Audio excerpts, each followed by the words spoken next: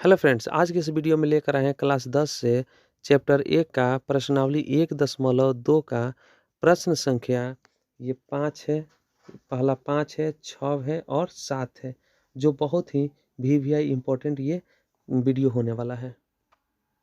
तो इस वीडियो में हमारे साथ शुरू से अंत तक बने रहिए, क्योंकि एक-एक करके हम लोग बहुत ही आसानी से सरल तरीक़ा से इसको हल करने वाले हैं। हल करने से पहले सबसे पहले प्रश्न को समझना होता है। तो चलिए प्रश्न को समझिए कि प्रश्न क्या कह रहा है। यहाँ पे प्रश्न कह रहा है यानी कि 5 नंबर की जांच कीजिए कि क्या प्राकृत संख्या n के लिए संख्या 6 के पावर n अंक 0 पर समाप्त हो सकती है। तो 6 के पावर n अंक 0 पर समाप्त होने का मतलब क्या होता है, इसको पहले समझ लिया जाए। तो 6 के पावर n का मतलब हो जाएगा यहाँ पे 6 के पावर n, ठीक है। यहाँ पे 6 के पावर n का मतलब हो जाएगा 6 रहेगा और n बराबर कोई भी प्राकृत संख्या ले लिया जाए, जैसे कि 1 हो गया, 2 हो गया, 3, 4, 5, कोई भी संख्या ले लिया जाए। तो बोल रहा है कि क्या इसमें से कोई भी संख्या लेने पर ये 0 पर समाप्त होगा। तो देख लिया जाए, जांच कर लिया जाए। सबसे पहले 2 यहाँ पे रख लिया जाए, तो 2 रखा जाएगा तो कितना हो जाएगा, तो 6 गुने 6 बराबर 6 गुने 6 बराबर 36 हो जाएगा। अगर यहाँ n बराबर 5 रखने पर कितना आएगा, तो 6 के पावर 5 रख दीजिए, ठीक है। तो इसको गुणा करेंगे 6 गुणे 6 गुणे 6 गुणे 6 गुणे 6, ठीक है। तो इसका आंसर आ जाएगा 7776, ठीक है। फिर भी ये 0 पर समाप्त नहीं हुआ, यही बोले 0 पर समाप्त होगा, तो नहीं, ये भी 0 पर समाप्त नहीं हो रहा है। इस वीडियो को देखते रहिए, क्योंकि यहाँ पे 6 के पावर n पूछा है, हो सकता है 8 के पावर भी n पूछ दे, 10 के पावर भी n पूछ दे जो 0 पर समाप्त हो रहा है कि नहीं हो रहा है, 12 के पावर n पूछ दे। तो आपको समझा रहे हैं, तो इसमें किसी भी तरह से आपसे पूछ दे तो बहुत ही कम समय में, चुटकियों में इसको बना सकते हैं। इसलिए इस वीडियो को पूरा देखिए। इसमें n का मतलब तो समझ में आ गया कि n के जगह पे कोई भी संख्या रखने पर वहाँ पे गुणा करने पर क्या 0 पर समाप्त हो रहा है या नहीं हो रहा है, यही जांच करना है। चलिए तो अब इसको सॉल्व करते हैं। यहाँ पे बोलेंगे जब कोई संख्या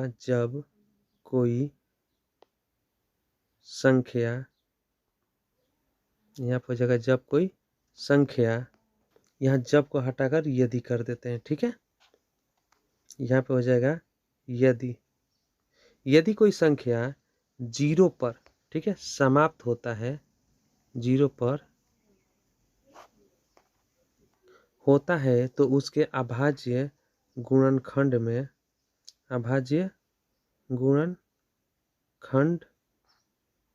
में कम से कम एक बार 2 गुणे 5 आना चाहिए, ठीक है। बस इतना ही आपको याद करके रखना है, ठीक है, कि कोई भी संख्या 0 पर तभी समाप्त होगा जब उसके गुणनखंड में 2 गुणे 5 आना चाहिए, ये दोनों आना चाहिए संख्या, तभी जाके 0 पर समाप्त होता है। अब यहाँ पे बात करते हैं हमारे क्वेश्चन का, ठीक है। तो क्वेश्चन में दिया है यहाँ पे 6 के पावर n दिया हुआ है। चूँकि 6 का गुणनखंड निकालेंगे, अभाज्य गुणनखंड, तो देखेंगे कितना आ रहा है, तो 2 तिहाई 6 और 3 एकम 3, यानी कि इसका गुणनखंड जो है वो 2 गुणे 3 आ रहा है, ठीक है। लेकिन आना कितना चाहिए, तो कम से कम एक बार 2 गुणे 5 आना चाहिए कि 0 पर समाप्त हो जाता। अब यहाँ पे हम लोग लिखेंगे अतः 6 के गुणनखंड, इसको बोल सकते हैं कि अतः 6 के गुणनखंड करने पर यह 2 गुणे 5, ध्यान दीजिएगा इस पे, 2 गुणे 5 के रूप का नहीं है, अर्थात यह कभी भी 0 पर समाप्त नहीं हो सकती है। यही इसका आंसर हो जाएगा। अब आपके पास कॉपी कलम है तो इसको नोट कर लीजिए। चलिए इस पे समझते हैं। अब 6 के पावर यहाँ पे n है, अगर 8 के पावर n पूछ दे तब क्या होगा, यहाँ पे इसको इरेज कर देते हैं, ठीक है।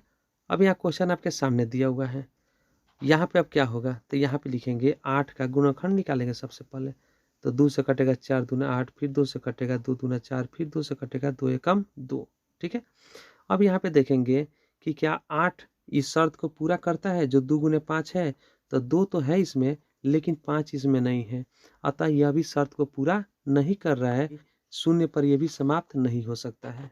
चलिए उम्मीद करते हैं समझ में आ गया होगा। एक क्वेश्चन और ले लेते हैं यहाँ पे, जैसे कि यहाँ पे ले लेते हैं 10, ठीक है 10 ले लेते हैं। 10 का भाज्य गुणनखंड निकालेंगे, 2 से कटेगा 5 दूना 10, ये 5 से कट जाएगा, 5 से कम 5 हो गया, ठीक है।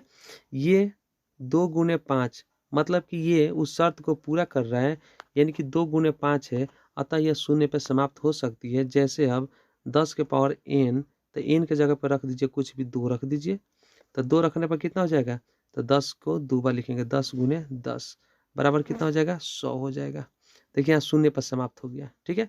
अगर यहाँ पे 10 के पावर 5 भी रखते हैं तो भी आपका क्या हो जाएगा, शून्य पर ही समाप्त होगा, क्योंकि ये शर्त को पूरा कर रहा है।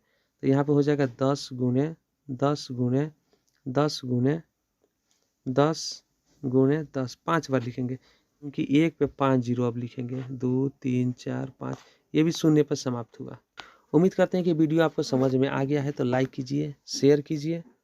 अब हम लोग 2 नंबर प्रश्न पे चलते हैं, यानी कि इसमें 2 नंबर और किताब में देखा जाए तो ये 6 नंबर प्रश्न दिया हुआ है। प्रश्नावली 1.2 का 6 नंबर प्रश्न आपके सामने यहाँ पे दिया हुआ है, ठीक है। चलिए इसमें क्या कह रहा है कि व्याख्या कीजिए कि 7 गुणे 11 गुणे 13 जोड़ 13 और 7 गुणे 6 गुणे 5 गुणे 4 गुणे 3 गुणे 2 गुणे 1 जोड़ 5 एक भाज्य संख्या क्यों है। मतलब कि ये भाज्य संख्या है, लेकिन पूछ रहा है कि क्यों है, इसको आपको प्रमाणित करना है क्यों है। तो चलिए इसको शुरू करते हैं। तो शुरू करने से पहले आपको ये भाज्य संख्या के बारे में जानना होगा, ठीक है। तो भाज्य संख्या क्या होता है, यहाँ पे लिख देते हैं भाज्य संख्या, ठीक है। भाज्य संख्या, कलम थोड़ा कम चल रहा है, भाज्य संख्या, ठीक है। तो भाज्य संख्या वो होता है जिसका 2 से अधिक गुणनखंड होता है। जिस संख्या का 2 से अधिक गुणनखंड होता है वही संख्या भाज्य संख्या कहलाता है। जैसे कि 4 हो गया, 4 का गुणनखंड कौन कौन होगा, तो 4 का यहाँ पे हम लोग देखेंगे तो हो जाएगा 2 हो जाएगा, 4 हो जाएगा और 1 भी हो जाएगा, यानी कि 1 2 और 4, इसका 2 4 4 यानी कि 3 गुणनखंड हो रहा है।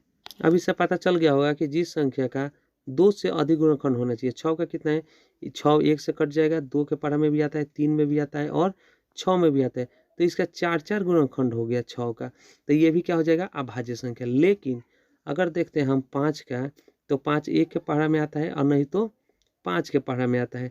क्या इसके अलावा और किसी के पढ़ा में आता है, नहीं आता है, तो ये हो जाएगा अभाज्य। क्या हो जाएगा, अभाज्य। जिसका 2 गुणनखंड होता है वो अभाज्य संख्या होता है, ठीक है। अभाज्य कौन होता है, जिसका 2 से अधिक होता है। यहाँ पे लिखा है 2 से अधिक कितना हो सकता है, कम से कम 2 से अधिक, यानी कि 3 से ऊपर ही रहना चाहिए। 2 से ऊपर यानी कि 3 4 5 रहना चाहिए, ठीक है।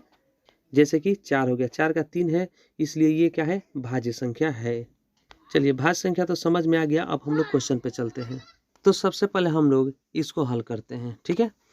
तो यहाँ पे क्या हो जाएगा, देखेंगे कि कॉमन क्या है, ठीक है। तो यहाँ पे प्लस का चिन्ह दिया है और प्लस के बाएं साइड में भी 13 है और दाहिने साइड में भी 13 है, तो 13 यहाँ पे क्या करेंगे, हम लोग कॉमन को ले लेंगे, ठीक है। बाकी जो बच गया उसको लिख देंगे। तो यहाँ 7 है, 11 है, तो यहाँ लिख देंगे 7 गुणे 11, और यहाँ पे 13 है, तो 13 तो यहाँ पे आ गया, कॉमन ले लिए, तो 13 एकम 13 भाग करेंगे तो एक बार में भाग लेगा, ठीक है। इसलिए यहाँ पे गुणा 1 कर देंगे, ठीक है। यहाँ पे प्लस है तो प्लस का चिन्ह दे देंगे, और 13 में 13 से भाग करेंगे तो ये भी एक बार में लगेगा, तो यहाँ पे 1 कर दिया जाएगा, ठीक है। ये हो गया। अब इसको करेंगे 13 और ये हो जाएगा आपका कोष्ठ का मतलब हो जाता है गुणा, गुणा कर दिया जाएगा। और 11 के पास 7 11 7 77, एक बार पढ़िएगा तो 77 एकम 77 ही आएगा, और 1 जोड़ दीजिएगा तो हो जाएगा 78, ठीक है।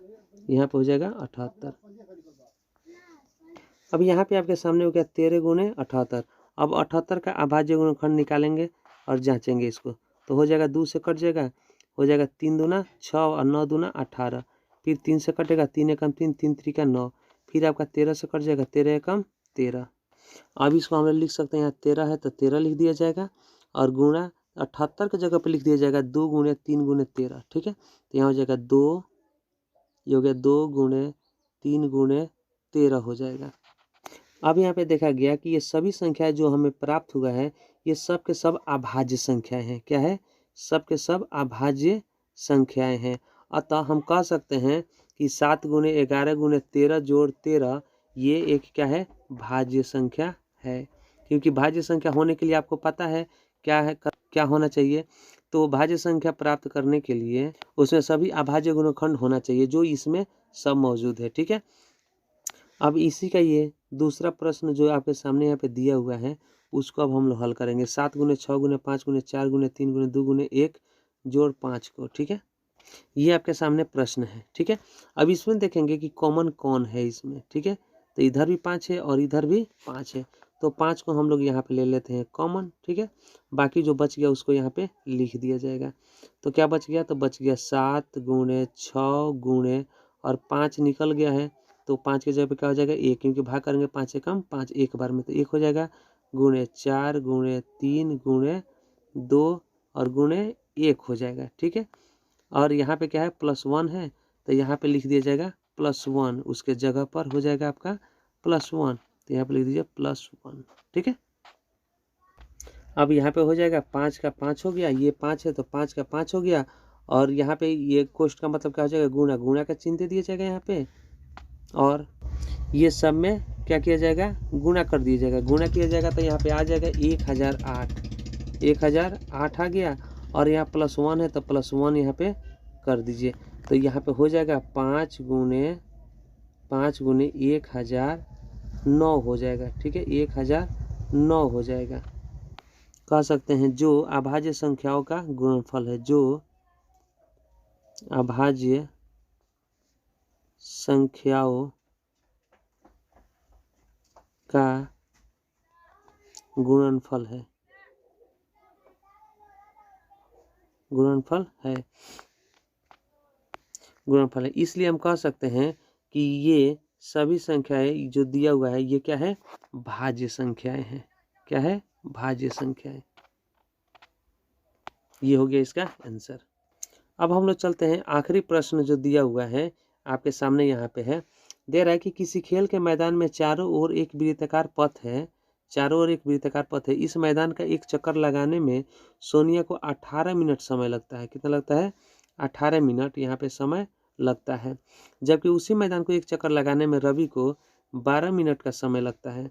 तो लगता है, तो मान लीजिए दोनों एक ही स्थान और एक ही समय पर चलना प्रारंभ करके एक ही दिशा में चलते हैं, तो कितने समय बाद पुनः प्रारंभिक स्थान पर मिलेंगे। ठीक है, चलिए तो इसको समझ लीजिए। जैसे कि ये आपका एक पथ हो गया। ठीक है, ये पथ हो गया, तो यहाँ पे एक सोनिया जो है 18 मिनट में ये पूरा कर रही है, और इसी को रवि जो है वो 12 मिनट में ही पूरा कर लेता है। ठीक है, तो यहाँ से अब अगर दोनों एक साथ शुरू करते हैं दौड़ना, तो क्या होगा? सोनिया तो धीरे दौड़ेगी और रवि जो है वो फास्ट निकलेगा। दोनों कब कितने समय में जाकर फिर से एक साथ मिलेंगे? ये तो बहुत आसान है। ठीक है, यहाँ पे इसका मतलब ये हो गया कि 18 का और 12 का दोनों का एलसीएम निकाल दीजिए। दोनों का एलसीएम निकाल दीजिए, आंसर हो जाएगा। दोनों 2 से कट जाएगा, 9 दूना 18, 6 दूना 12। फिर आपका यहाँ पे कटेगा 3 से, तो लिख दीजिए 3, यहाँ पे 3 हो जाएगा, 3 3 का 9 और 3 दूना 6।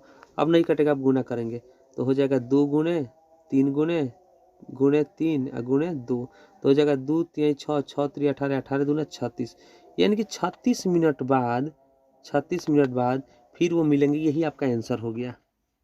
अब यहाँ 3 प्रश्न हम लोग हल कर लिया, आपको समझ में आ गया। तो लाइक शेयर तो एक बनता ही है, तो इस वीडियो को लाइक कीजिए, शेयर कीजिए, और इस चैनल पर नए हैं तो ऐसे ही वीडियो देखने के लिए चैनल को सब्सक्राइब कीजिए। फिर मिलते हैं हम लोग अगले वीडियो में।